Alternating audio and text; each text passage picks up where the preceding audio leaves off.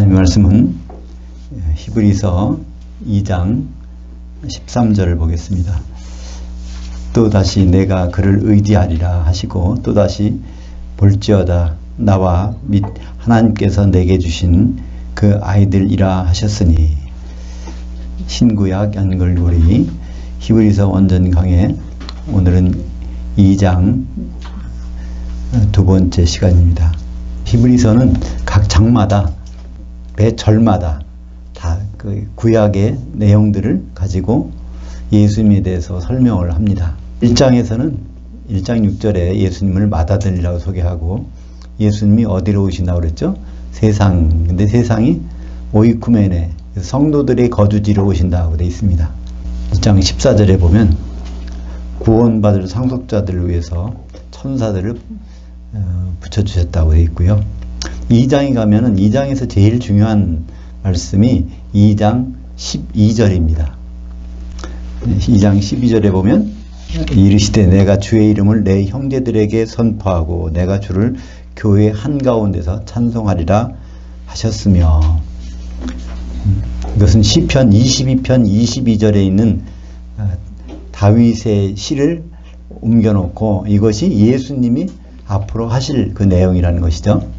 예수님의 꿈이 있는데, 꿈은 교회 한가운데서 하나님 아버지를 자랑하시는 게 꿈이라는 겁니다. 그래서 지난 시간에 이거 우리가 했고, 이것을 동영상으로 해서 이제 유튜브에 올렸는데, 사실은 그 부분이 저는 기대하기를 많은 분들이 굉장히 관심이 많겠다. 그런데 제일 관심이 없어요. 다른 때보다도 많은 분들이 관심이 없어. 물론 이제 보신 분들은 보셨겠지만 제일 관심이 없대요. 그러니까 제가 그래서 하나님께 죄송스럽게 생각하는 건, 제가 제목을 잘못 잡았나, 또 표현을 잘못했나, 그런 생각을 해봅니다. 그게 예수님의 꿈인데, 예수님. 근데 그게 이 교회에서 찬송한다는 것이 아니라 공중에 있는 교회, 그 한가운데서 어린 양의 혼인잔치에서 할렐루야를 찬송한다는 그런 내용인데, 그것이 우리의 최종 목표거든요. 예수님이 최종 목표가 우리의 최종 목표잖아요. 근데 그거를 제가 잘못 제목을 정해가지고 많은 분들이 못 보셨나 해서 굉장히 송구스럽게 생각합니다. 오늘은 이제 2장 두 번째 시간으로 제목이 최후의 유혹에서 승리하신 예수님, 이렇게 잡아봤습니다. 근데 여기 2장 13절에 보면 우리가 읽었던 또 내가 다시 그를 의지하리라 하시고 또 다시 볼지어다 나와 및 하나님께서 내게 주신 그 아이들이라 하셨으니, 이 부분인데, 이것도 구약에 어디 있을까요? 구약 이사야서 8장 17절과 18절에 있는 부분을 옮겨다 적은 것입니다. 이걸 가지고 예수님이 어떤 모습을 여기서 했다는 걸 이끌어 가지는 거예요. 우리는 이제 이사야서 8장 읽어볼 때, 이제 이사야서 7장과 8장은 연결되는 장이죠. 거기서 이사야서 7장은 아주 유명한 그 성구가 떠오릅니다. 7장 14절에 그러므로 주께서 친히 징조를 너에게 주실 것이라. 보라, 처녀가 잉태하여 아들을 낳을 것이요 그녀가 그 이름을 임마누엘이라 하리라. 마태복음 1장 23절에 예수님의 탄생과 더불어 이 말이 이제 적용되는 건데요. 이 구절이 있는 것입니다. 근데 그래서 그 구절이 아주 크게 오해되고 있는 구절 중에 하나입니다. 그래서 그 구절을 통해서 예수님이 우리에게 오셔서 함께 계시니까 이게 임마누엘이구나, 이렇게 알고 있잖아요. 근데 그것은 전혀 다른 의미입니다. 예수님 우리와 함께 계시다, 그런 의미가 전혀 아니에요. 다시 말해서 그건 바로 하나님은 선지자의 말씀을 그대로 이루시는구나, 선지자를 통해서 말씀을 그대로 이루시는구나. 그래서 마태복음에서도 바로 선지자들이 예언한 대로 그런 모습대로 바로 여기에 예수란 분이 나타나셨다. 그런 내용인데, 우리는 그 이름을 임마누엘이라 하리라 해서 예수님이 임마누엘인 것처럼, 그래서 찬송가나 뭐 복음성가 들었잖아요. 뭐 임마누엘, 임마누엘. 그래서 예수님 이름이 임마누엘처럼 그렇게 오해되고 있는데 그것은 안전한 오해입니다. 그래서 예수님이 임마누엘은 임마누엘이지만 임마누엘 성경에서 말하는 임마누엘인 단어의 뜻은 바로 하나님은 선지자 말과 함께 하신다. 그러니까 선지자가 그 말을 하면 그 말은 반드시 하나님께 이루어 주신다. 그런 뜻으로 나온 겁니다. 그러니까 예수님이 오신 것도 그 처녀의 몸에서 나타나신 것도 창세기 3장 15절에 여인의 시에서 여인의 후손으로 나온다고 했으니까 그것이 때가 돼서 이렇게 나온다는 것을 선지자의 말대로, 모세가 선지자잖아요. 모세가 율법을 기록했지만 신명기 18장 18절에 보면 모세를 하나님이 선지자라고 그랬어요. 너 같은 선지자를 앞으로 보낼 텐데 그런 말을 들을지어다. 그래서 모세의 선지자를 통해서 말씀하신 그 내용이 이루어진 것을 나타내고 있는데, 그래서 오늘 히브리서 2장 13절도 이사야서 88장 17절 18절을 여기다 옮겨놓은 건데, 거기 보면 내가 그를 의지하리라. 이거 내가라는 것은 누굴까요? 이사가 이제 한 말입니다. 그리고 또다시 볼지어다 나와 이사야와 하나님께서 내게 주신 그 아이들이라. 이사야는 아들 둘이 있었어요. 장자, 큰아들은 스알야숲, 작은 아들은 마알살렐 하스바스. 그 아들들이 이를 통해서 그게 예수님의 사건을 나타낸다는 것을 여기서 말씀하고 있는 거예요. 그러니까 이사야는 온 가족이 주님의 일을 하는 사람들이에요. 온 가족이 그러니까 사역자예요. 부인도 사역자야. 여자 선지자. 그러니까 부부 선지자로서는 성경에 처음 등장이다 마지막 등장한 것이고, 그 선지자가 부부가 선지자 노릇하면서 또 이 애들 뜻, 바로 그 현장에서 항상 하나님의 뜻을 나타내고 있단 말이죠. 그래서 이사야서 8장 17절을 볼까요? 이제 야곱의 집에 대하여 얼굴을 가리시는 여호와를 나는 기다리며 그를 바라보리라. 보라, 나와 및 여호와께서 내게 주신 그 아이들이 이스라엘 중에 징조들과 예표들이 되었나니 이는 시온산에 계신 만군의 여호와께로서 깨로 말미암은 것이니라. 여기 보니까 야곱의 집에 대해 얼굴을 가리시는 하나님. 그러니까 이스라엘이, 유다가 하나님의 뜻을 따르지 않으려, 하나님 말씀하셔도 그냥 외면해 버리니까 자기 생각대로 나라를 통치하려고 하니까 하나님 아예 얼굴을 돌리셨다는 거야. 그러나 이사야는 끝까지 하나님 말씀을 이제 기다리고 어떻게 되는지를 이제 기대해 보겠다는 이제 그 말인데, 그때 누가 더불어? 내 아이들과 더불어. 내 어린아이들이 큰애와 작은애가 있는데 이 아들들을 통해서 하신 그대로를 지켜보겠다는 그런 뜻입니다. 이것을 이해하기 위해서는 이사야서 8장 3절을 3절과 4절을 보겠습니다.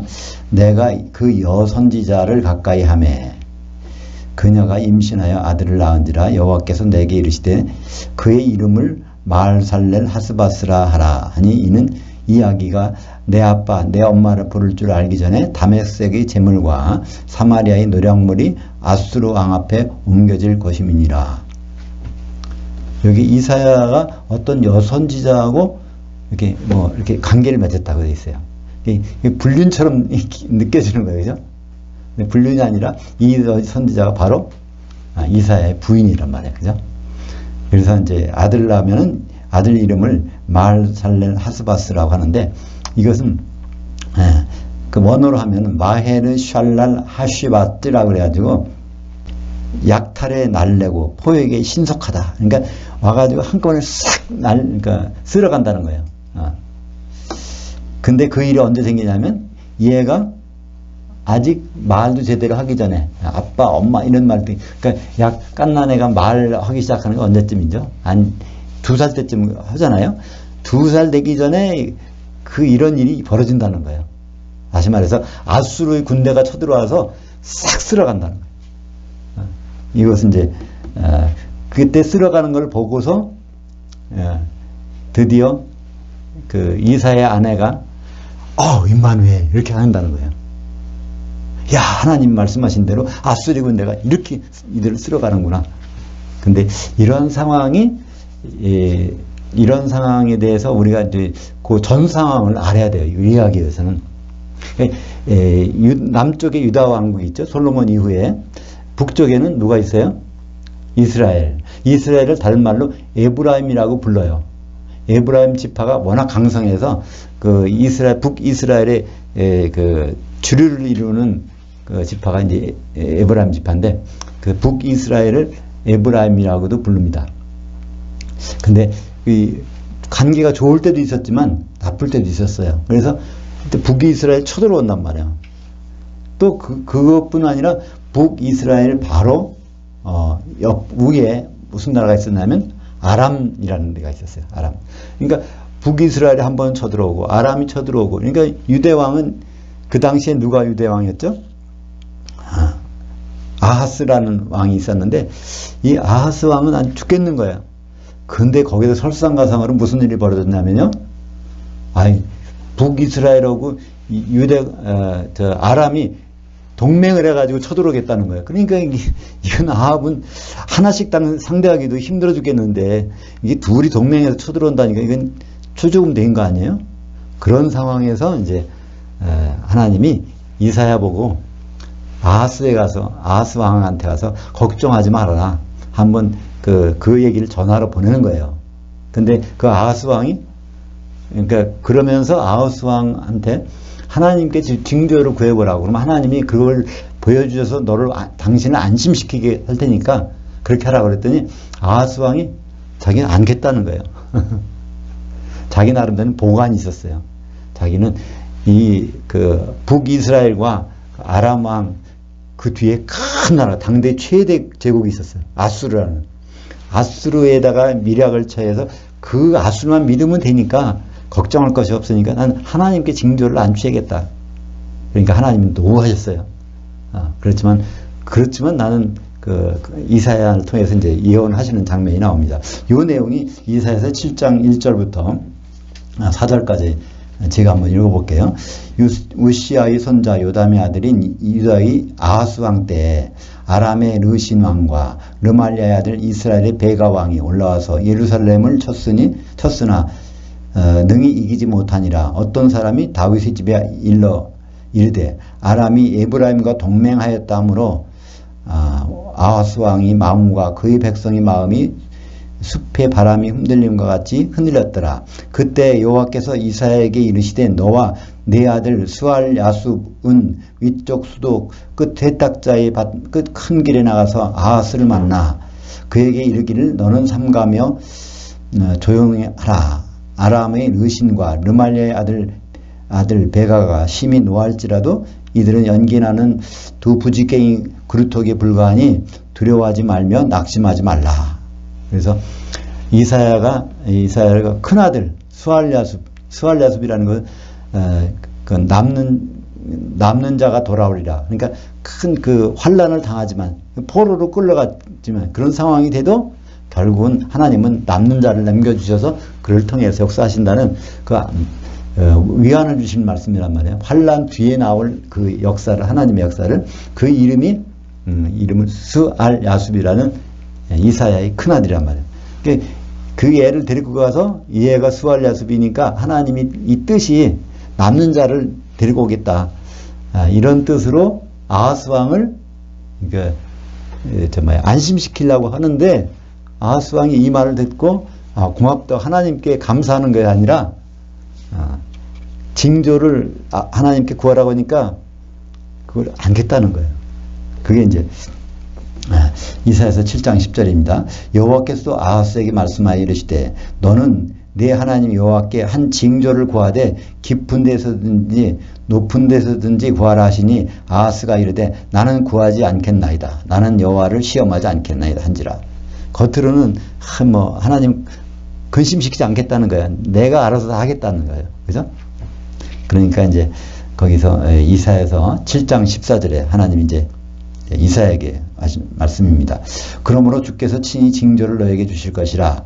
또는 징조를 싫다고 하지만은 이런 징조를 내가 분명히 보여줄 거란 말이죠. 그 원어로 해서 읽으면 그 젊은 여자가 잉태하여 아들을 낳을 것이요 그녀가 그 이름을 임마누엘이라 하리라. 그 아이가 악을 버리고 선을 택할 줄 알 때가 되면 엉긴 젖과 꿀을 먹을 것이라. 그래서 이 처녀라는 단어가 아니에요. 근데 우리는 처녀, 동정녀니까 이게 마리아가 이런 모양으로 나타났다. 근데 이 단어 자체가 처녀가 아니에요. 젊은 여자예요. 처녀라는 단어는 따로 있단 말이야. 베툴라라는 처녀라는 단어가 히브리어에는 따로 있어요. 헬라어에서는 처녀하고 젊은 여자 단어가 똑같지요. 파르테논이라는 그 한 단어밖에 없지만 히브리 말에는 동정녀라는 단어, 베툴라, 또 이 젊은 여자, 알마 이게 따로 있는데 여기서는 베툴라가 아니라 알마란 말이에요. 그리고 거기서 정관사가 붙어서 그 젊은 여자 이게 누구죠? 이사의 아내. 아내 이제 그걸 나타내는 것인데 그녀가 그 이름을 임마누엘이 하리라. 그러니까 누구 이름이요? 둘째 아들 이름이죠. 큰 아들이 벌써 그 수할 야습이니까 그죠? 둘째 아들을 낳았는데 그 이름을 걔를 보고 임마누엘 한다는 거예요. 그게 이제 이사야서 8장에 가서 나옵니다. 그러니까 이 이사야 부부 선지자는 이사야와 그 아내가 선지자니까 항상 같이 다녔어요. 그죠? 같이 다녀야 할 거 아니에요. 하나님 말씀을 받아서 전달할 때는.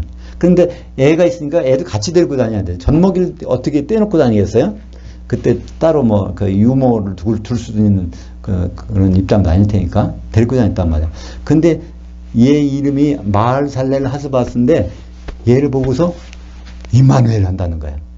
아, 마을살렐 하스바스처럼 그 아수르가 갑자기 쳐들어와서 다 약탈해 가는데 그런 일이 하나님이 예언해 주셨는데 작은 아들을 통해서 그 작은 아들을 통해서 예언한 일이 일어나는 현장을 보면서 거기서 누가요?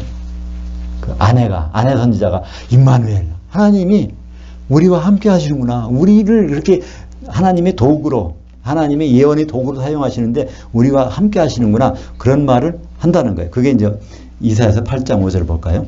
5절, 7절, 6절, 7절, 8절을 보겠습니다. 여호와께서 다시 내게 이사야에게 말씀하여 이르시되 이 백성이 천천히 흐르는 실로암 물을 버리고 르신과 르말리아의 아들을 기뻐하느니라. 그러므로 내가 흉룡하고 창이란 큰 하수 곧 아수르 왕과 그의 모든 위력으로 그들을 뒤덮을 것이라. 그 모든 골짜기에 차고 모든 언덕에 넘쳐 흘러 유다에 들어와서 가득하여 목에까지 미치리라. 우리말 번역이 거기서 임마누엘이여 그가 펴는 날개가 네 땅에 가득하리라 하셨느니라. 이렇게 번역해놨어요. 무슨 말인지 모르게 번역해놨어요. 근데 임마누엘은 그 끝에 나오는 거야. 그러니까 가득하여 모에까지 미치리라. 그가 펴는 날개가 네 땅에 가득하리라 하셨느니라. 이 말을 딱 듣고 나서 거기서 이제 그 부인이 남편이 이 말을 예언하니까 그 말을 듣고 나서 임마누엘 그러는 거예요. 그러니까 이 앞에 내용들이 무슨 얘기인지 잘 모르겠죠. 이걸 이제 좀 더 풀어보면 이 남쪽에 유다의 백성들이 북쪽 이스라엘의 베가 왕과 또 뒤에 아람 왕 르신을 그들이 대단하다. 저들이 여기 쳐들면 어떡하지? 그래서 그들만 이제 염려하고 있단 말이에요. 근데 하나님께서는 어떻게 해요? 그 뒤에 있는 큰 강대국 아수르를 데려다가 아람과 북이스라엘은 물론이고 어디까지? 보면 8절에 흘러 유다에까지 들어와서 유다까지 다 없애버릴 줄 알았는데 어떻게 한다고요? 가득하여 모에까지 미치리라. 그러니까 결국 그렇게 하지만은 유다는 이제 구원하시겠다는 거죠. 그래서 이런 일이 그 애가 2살 정도 되기 되기까지 딱 일어난단 말이에요. 그때는 뭐 젖과 꿀을 먹는다는 돼 있잖아요. 이게 뭐냐면 그때는 아수르가 와서 다 그냥 모든 걸 황폐하게 하니까 먹을 게 없는 거예요. 기껏 먹을 건 뭐가 있죠? 젖에서 난 치즈, 젖을 약간 저장해서 만든 치즈. 그리고 밭에 나가면 뭐가 있어요? 곡식이 없으니까 그냥 꿀이나 먹고, 그만큼 아수르가 와서 완전히 황폐해버리는 그때가 이른다. 그런 말을 이제 예언을 하고 있는 것입니다. 그것이 이제 사실 그대로 이루어졌어요.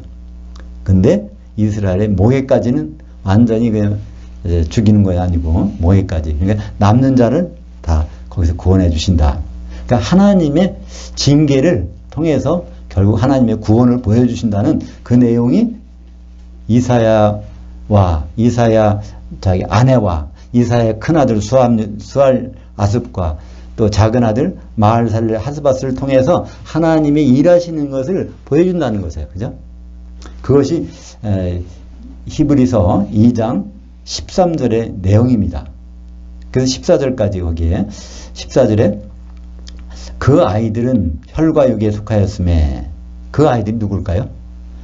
이사야의 두 아들, 그러니까 스알 아습하고 마할살렐 하스바스, 그 두 아들은 혈과 육에 속하였음에, 그냥 하나님이 이론적으로만 하시는 것이 아니라 실제로 애들을 보내서 이 애들 커가는 과정에서 일어나는 일을 실제로 보여주신다는 거죠.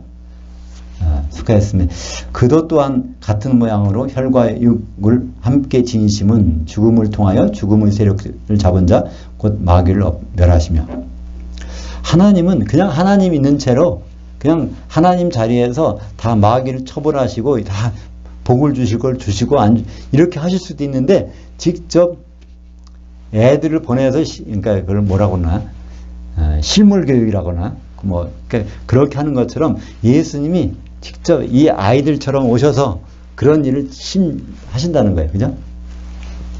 그래서 혈과 육을 가지고 오셔서 죽으심을 통하여 죽음의 세력을 잡은 자 마귀를 멸하시며, 그러니까 혈과 육이 있어야 죽죠. 그죠? 그래서 죽음을 통해서 죽음의 세력을 잡은 자가 누굴까요? 마귀. 혈과 육을 죽이는 것은 마귀니까. 그래서 마귀를 멸하시며, 멸한다는 얘기는 무효시킨다는 거예요. 마귀의 능력을 무효시킨다는. 그러니까 마귀를 없애는 것이 아니에요. 마귀를 능력을 무효시키는 것. 지금도 마귀 있잖아요. 근데 그건 무효시켜. 창세기 3장 14절에 여호와 하나님이 뱀에게 이르시되 내가 이렇게 하였으니 네가 모든 가축과 들의 모든 짐승보다 더욱 저주를 받아 배로 다니고 살아있는 동안 티끌을 먹을지니라. 이게 이제 뱀이 가지고 있는 사망 권세, 죽음을 주는 권세예요. 그러니까 우리 육체를 결국 공격하다가 마지막에까지는 육체를 죽이는 거예요. 그죠? 그것을 언제 받았냐면 아담이 선악과를 먹었을 때 그런 것을 마귀가 받았습니다. 거기에 티끌을 먹을지니라 그랬어요. 뱀이. 근데 티끌이 뭐죠? 티끌은 히브리 말로 아파르라고 그래요. 아파르. 우리가 비슷한데 다 용어가 단어가 다르죠. 땅은 뭡니까? 에레츠. 흙은 아다마. 티끌은 아파르. 그 창세기 2장 9절에 보면 2장 7절에 보면 하나님이 아다마의 아파르로 아다마에서 아파르로 아담을 빚으셨다고 그랬어요. 거기다가 영을 뇌샤마를 딱 집어넣었다고 되어 있어요. 근데 아담에게는 마귀는 이걸 먹으라는 거예요. 그러니까 이건 뭐죠? 아담의 육체를 먹으라는 거죠. 그죠? 사람의 육체, 혼의 몸을 입고 있는 이것을 공격할 수 있는 권리를 가졌어요. 선악과 사건 이후에. 그래서 티끌을 먹을지나 그들이 권리입니다. 근데 아담에게는 뭐라고 말씀하셨어요? 창세기 3장 19절에 너는 흙의 티끌이니 티끌로 돌아가리라. 그러니까 아담의 육체가 티끌이라는 걸 알고 있어요. 그죠? 말하고 있죠. 그래서 마귀는 인간의 육신, 혈과 육을 공격할 수 있는 권한을 얼마 기간 동안 가졌습니다. 언제까지요? 무저갱이 들어갈 때까지. 그죠? 근데 창세기 3장 15절에 내가 너로 여자 원수가 되게 하고 내 후손도 여자의 후손과 원수가 되게 하려니 여자의 후손은 네 머리를 상하게 할 것이요 너는 그의 발꿈치를 상하게 할 것이니 하시고. 근데 이 후손이라는 단어가 번역이 좀 적절하잖아요. 원래는 씨라는 단어예요. 씨. 그러니까 예수님은 하와의 후손일까요? 아니요, 씨예요. 하와보다 먼저, 하와가 기존부터 먼저 있는 분이야, 그죠? 그 씨가 하와를 통해서 이 세상에 오시겠다는 거지, 그 자손으로 오시겠다는 게 아니에요, 그죠? 근데 우리말 번역은 후손이라고, 여자의 후손이라고 조금 번역하는데, 이것은 씨라는 단어입니다. 후손과 씨는 단어가 다르죠. 그래서 이 제라라고 하는 씨라는 단어를 씁니다. 그래서 여자의 씨에서 나오게 되는 그분이 뱀의 머리를, 뱀의 그 최고의 권력을 없애버린다는 거예요. 뱀의 최고의 권력은 죽이는 거잖아요. 혈육을 죽이는 거. 티끌을 먹는 건데 티끌을 먹는 걸 무효화시킨다는 거예요. 그러니까 티끌을 먹는 걸 무효화시키는 것은 부활이죠. 그죠? 부활은 뱀이 그 다음부터는 손을 못 대는 거예요. 그 전까지가 그들의 권세죠. 요한일서 3장 8절 죄를 짓는 자는 마귀에게 속하나니 마귀는 처음부터, 이게 원래는 태초란 단어예요. 태초 이후에 범죄함이라. 하나님의 아들이 나타나신 것은 마귀의 일을 멸하심이라. 태초 이후에 범죄했다는 건 무슨 일이죠? 창세기 1장 1절은 그때까지는 범죄가 안 일어났어. 그죠? 창세기 1장 2절 보니까 거기에 무슨 일이 있었어. 그래서 그때 이제 그 마귀가 그때 태초 이후에 범죄함이니라. 이제 거기는 땅이 혼돈화되고 공허하게 돼 있으니까 하나님의 심판이 이루어졌으니까 그래서 첫째, 셋째, 넷째, 다섯째, 여섯째 날까지 회복시키시고 처음으로 그 자리에 인간을 창조하시니까 인간 이전에 바로 죄가 세상에 들어왔습니다. 그죠? 천지 창조한 후에. 근데 하나님은 예수님이 나타나신 것은 한마디로 마귀의 일을 멸하라 하심이라. 그러니까 결국 부활하러 오셨다는 거예요. 그죠? 그리고 우리도 부활시키는 거예요. 부활이 한 다음에는 마귀의 일거리가 없어. 마귀가 어떠지 못해. 부활 전까지 우리가 죽고 부활하기 전까지가 마귀의 공격을 당하죠. 부활 이후에서는 마귀와 상관없는 자입니다. 요한계시록 20장 5절에 20장 1절에 보면 거기에 어떤 천사가 내려오는데 이게 사실 예수님의 천사고 예수님의 모습으로 내려오는 거죠. 무저갱이 열쇠를 가지고 그 마귀를 결박해 1000년 동안 닫아놓는 거예요. 그 무저갱이 잠가놓는 거예요. 근데 영원한 결박이라고 하니까 영원이라는 단어는 바로 1000년이죠. 요한계시록 20장 7절에 1000년이 참에 그 사단이 오게 하소서요. 10절 그들이 미혹하는 마귀가 유황과 불못에 던져지니 거기는 그 짐승과 거짓 선자도 있어 셋으로 밤낮 괴로움을 당하리라. 그래서 마귀의 역할은 거기서 끝나는 겁니다.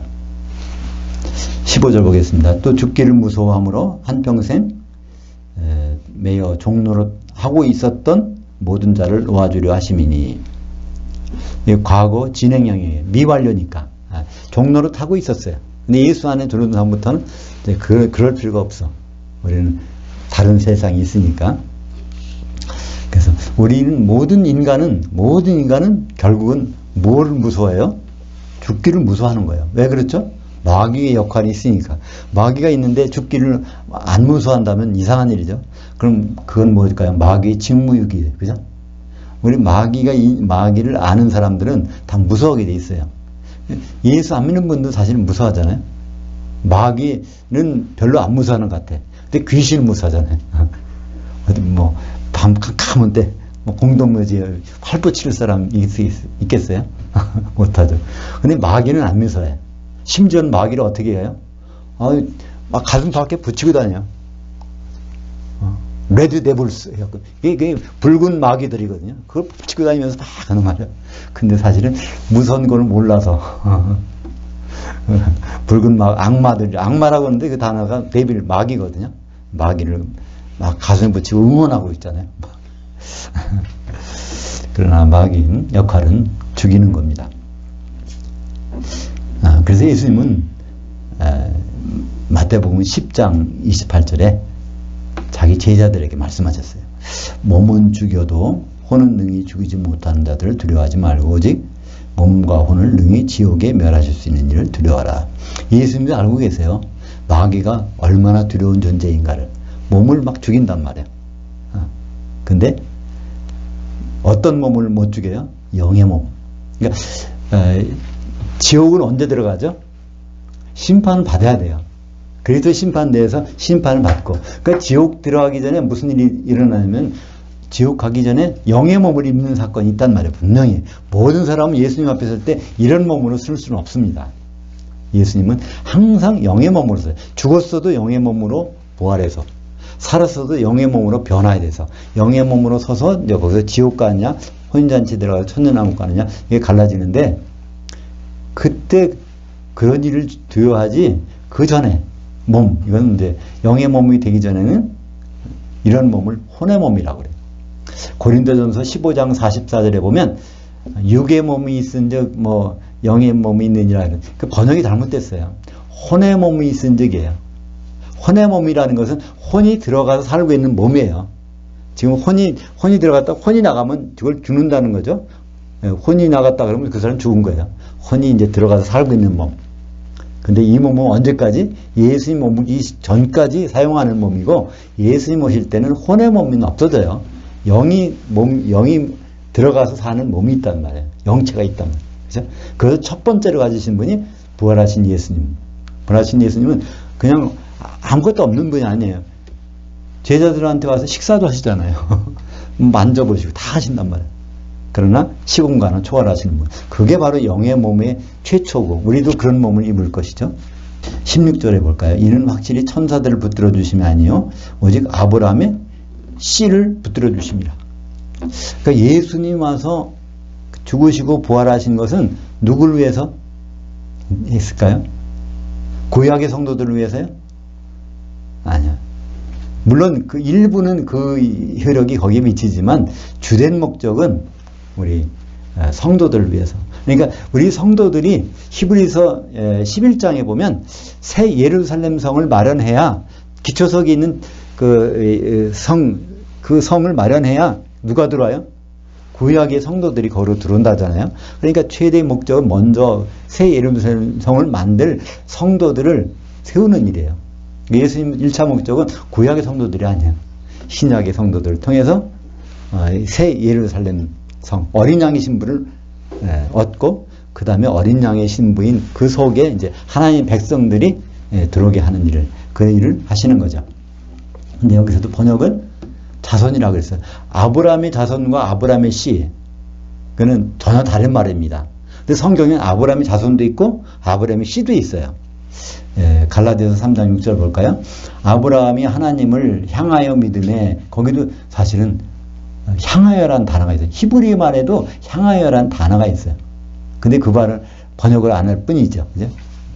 하나님을 향하여 믿음에 그것을 그에게 의로 정하셨다함과 같으니라. 그런즉 믿음으로 말미암은 자들은 아브라함의 자손들을 줄 알지어다. 그러므로 믿음으로 말미암은 자는 그 믿음이 있는 아브라함과 함께 복을 받느니라.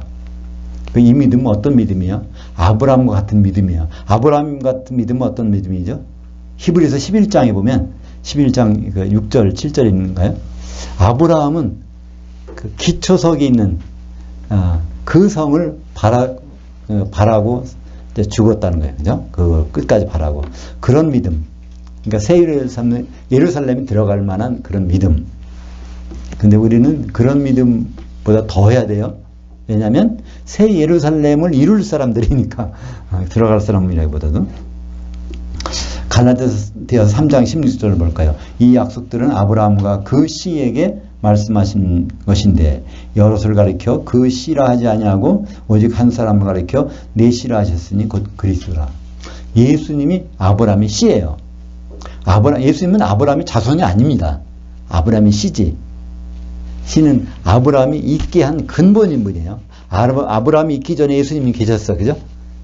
천지창조할 때 예수님이 계셨고 이 우주가 있기 전부터 예수님이 계신 분이에요. 아주 이 아브라함의 근원이 되신 분이 예수님이란 말이에요. 예수님은 아브라함의 자손이 아니라 아브라함의 씨입니다. 갈라디아서 3장 26절부터 29절까지 이걸 읽어보면 우리의 그 정체성이 뭔지 우리가 아브라함의 씨가 된다는 거예요. 왜냐하면 예수님 안에 있어서 그 몸을 이루면 예수님이 아브라함의 씨니까 예수님 몸을 이루면 우리도 아브라함의 단체적으로 개인이 아브라함의 씨가 아니라 우리가 하나가 돼서 아브라함의 씨를 이룬다는 것을 이제 갈라디아서 3장 26절부터 29절까지 나옵니다. 너희가 다 믿음으로 말미암아 이 그리스도 예수 안에서 하나님의 아들들이 되었으니 이 누구든지 그리스도와 합하기 위하여 성령 세례를 받은 자들은 그리스도로 옷 입었느니라. 너희는 유대인이나 헬라인이나 종이나 자유인이나 남성이나 여성이나 다 그리스도 예수 안에서 하나이니라. 너희가 그리스도의 것 단수입니다. 우리가 각자 그리스도의 것들이 아니에요. 그리스도의 것이 되면 곧 아브라함의 씨여 약속대로 유업을 이룰 자들이니라. 그래서 우리가 그리스도 안에서 하나가 된다면 이거는 아브라함의 씨가 된다. 아브라함이 우리에 의해서 좌지우지 되는 거예요. 그죠? 17절입니다. 그러므로 그가 범사의 형제들과 같이 되시니 마땅하도다. 이는 하나님이 일에 자비하고 신실한 대제사장이 되어 백성의 죄들을 속량하려 하심이라. 여기 중요한 말이 있습니다. 형제들이 되었다는 거예요. 형제가 되면 그 죄를 용서할 수 있다는 거예요. 그 말이 어디서 있을까요? 그 말씀이 창세기 9장 5절에 있습니다.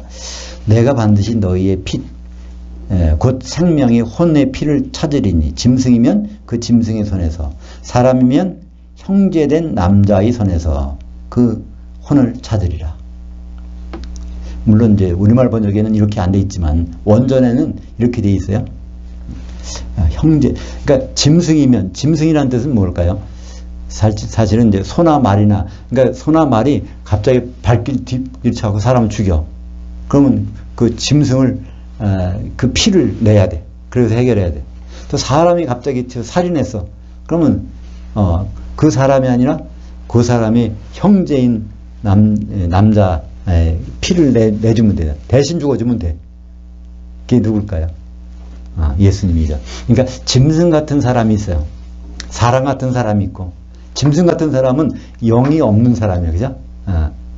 혼만 있는 그런 사람인 경우는 예수님이 아무 필요가 없지만 진짜 사람 같은 사람, 영이 있는 사람에 대해서는 그 사람의 죄는 바로 그 어떤 형제인 남자가 피를 흘려서 손에 못자국을 피 흘려하고 용서해 준다는 거예요.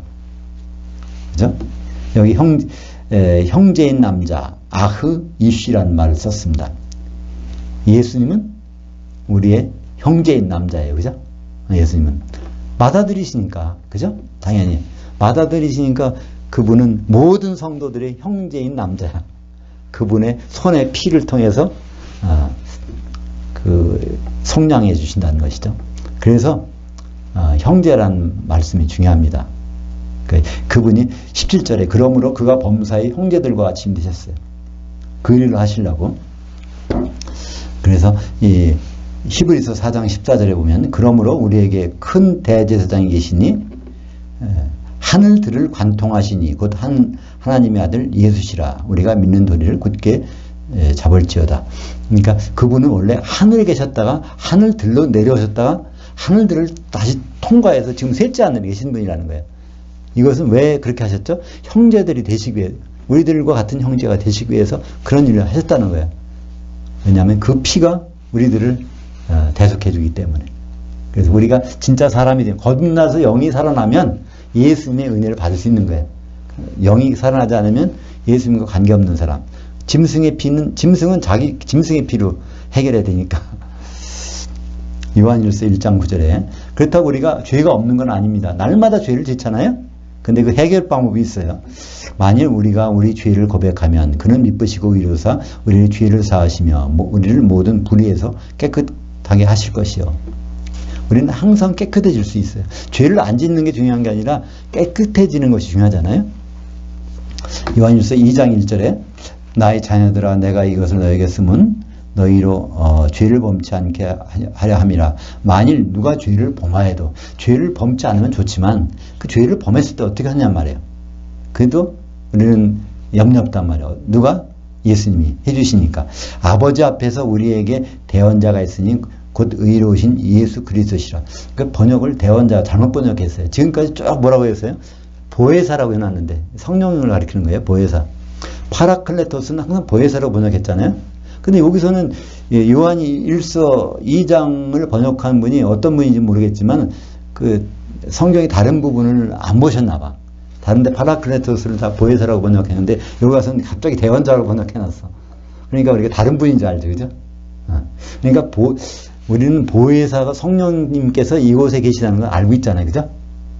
근데 하늘 보좌에 앉아 계신 분이 보혜사라는 거는 우리는 깜빡해요, 그죠? 예수님이 지금 보혜사라는 것, 보혜사가 두 분 계세요. 여기 하늘에 계시고 여기 교회에 계시고.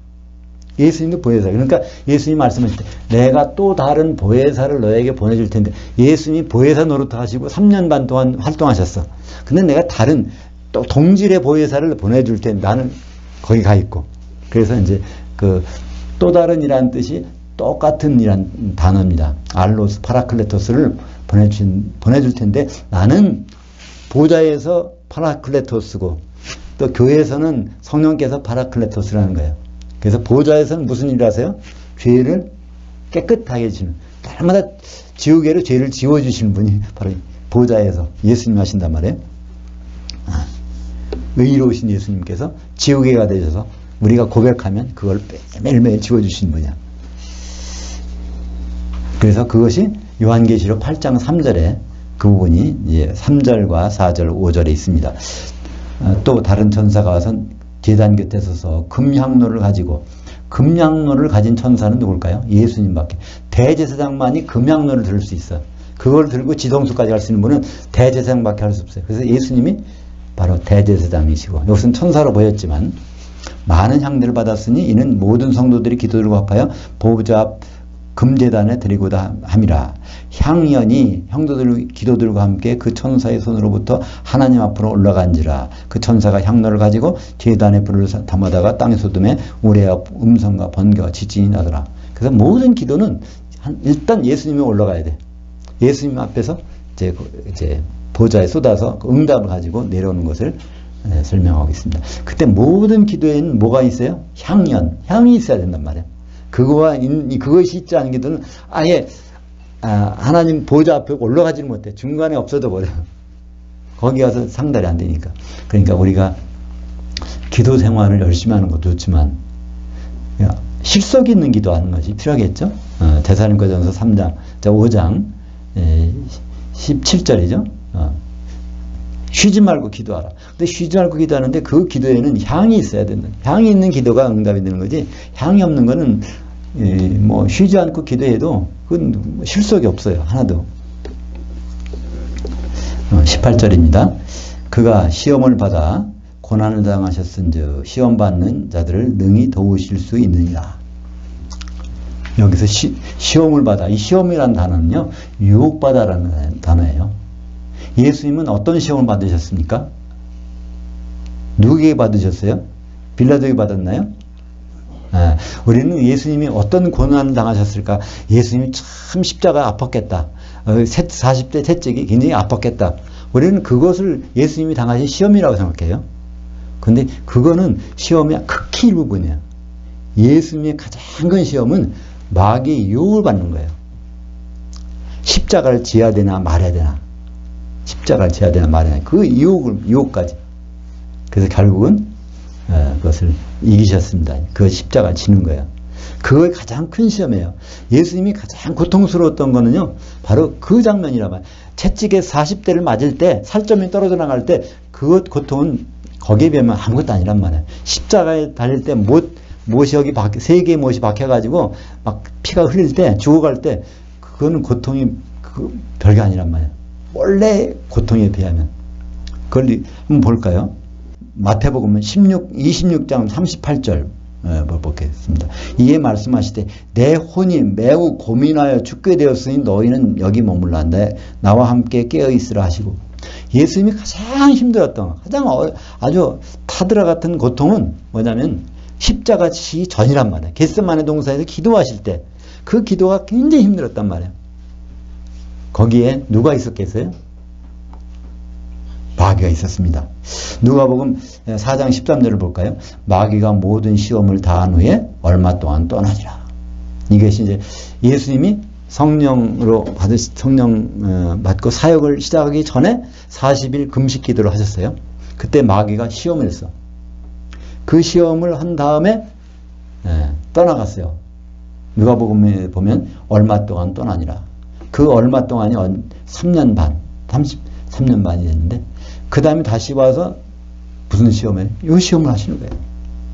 겟세마네 동산의 이 시험. 예수님 생각 속에 번민하게 하는 거예요. 그냥 이 십자가를 지면 죄를 짊어지면 아버님과 떨어지는 거야. 아버님과 한 번도 떨어진 적이 없었는데. 근데 죄를 안 지면 우리들과 떨어지는 거죠. 우리 아내 될 사람들과 떨어지는 거야. 그래서 그것을 시험, 베이라조라는 동사는요, 그 시험, 유혹이라는 거 단어입니다. 예수님도 우리에게 뭐를 당부하셨냐면요, 뭐 다른 거, 기도 안 하는 거, 뭐 말씀 안 보는 거, 뭐 그런 거 좀 조심하라 그런 얘기가 아니라 기도를 가르쳐 주실 때 마태복음 6장 13절 기도문 중에 주기도문 중에 있잖아요. 그게 우리를 유혹에 들게 하지 마옵시고 다만 그 악한 자에게서 구하시옵소서. 이렇게 기도하라. 날마다 그런 기도하라는 거예요. 우리는 마귀의 유혹에서 벗어나는 게 그게 가장 중요한 일이라는 거예요. 우리가 어떤 일을 하든 마귀의 유혹에서 벗어나는 것. 예수님도 그 유혹이 참 벗어나기 힘들었어. 예수님이 십자가를 죄를 짊어지는 일을 참 힘들으셨어. 아버지와 결별하는 일이니까. 그게 예수님이 하신 일이니. 그 예수님이 그런 고통, 그런 유혹에서 견디셨기 때문에 우리가 마귀에게 유혹당하는 그것을 다 이해하신다는 거예요. 그분이 견뎌봤기 때문에. 겟세마네 동산에서 그 유혹을 견뎌봤기 때문에 우리가 당하는 그 고통을 다 겪어보시고 이해하실 수 있단 말이에요. 그죠? 그것이 이제 바로 그 18절 하반절에 나옵니다. 시험 받는 자들을 능히 도우실 수 있느니라. 그러니까 예수님 십자가 달려서 우리를 도우신다는 얘기가 아니라 십자가 달리기 전에 그런 갈등을 다 겪으셨기 때문에 우리가 하는 고통, 갈등 그것을 다 이해하실 수 있단 말이에요. 그죠? 히브리서 4장 15절입니다. 왜냐하면 우리에게 있는 대제사장은 우리의 연약함을 동정하지 못할 자가 아니요 모든 일에 우리와 똑같이 시험을 받으신 자로 돼 죄는 없으시니라. 그러니까 대제사장은 결국 뭐 하는 일입니까? 백성들이 죄를 가지고 피를 가지고 그걸 없이 하는 일이잖아요. 그 예수님이 바로 우리의 모든 유혹을 받은 것 그런 것들을 다 그분 피로 우리는 뭐 하기만 하면 고백하기만 하면 자백하기만 하면 그분이 그걸 다 해결해 주신다는 거예요. 우리는 그 시험의 내용을 좀 한 단계 넘어 십자가에 못 박히는 거 그것만 시험으로 생각하는데 그 전에 끊임없이 작용하는 것 우리도 마찬가지입니다. 예수님께 그 유혹을 했던 마귀는 우리에게 안 하겠습니까? 우리 끊임없이 우리도 모르는 것들을 가지고 유혹을 할 것입니다. 그러나 예수님은 모든 것을 해결할 수 있는 대제사장이라는 것이 우리에게 얼마나 위로가 되는지 모릅니다. 그것도 특히 우리의 형제인 남자가 되신 분, 그분의 손의 피로 우리를 다 해결해 주신다. 그 십자가에까지 올라갈 때까지 그분의 갈등, 고통, 그 시험을 겪으셨기 때문에 우리의 모든 것을 해결해 주시는 분이라고 말씀하고 있습니다. 기도하겠습니다. 하나님 아버지 감사합니다. 이사야의 두 아들 수알 야습과 마르살렐 하스바스 그들을 직접 인간의 모습으로 아이의 모습을 보내서 예언의 징조로 보여주신 주님, 예수님을 직접 사람의 모습으로 보내주셔서 마귀의 유혹을 당하게 하시고 그것을 이겨내게 하신 주님, 우리가 이 모든 것을 대제사장 되신 주님께 의지합니다.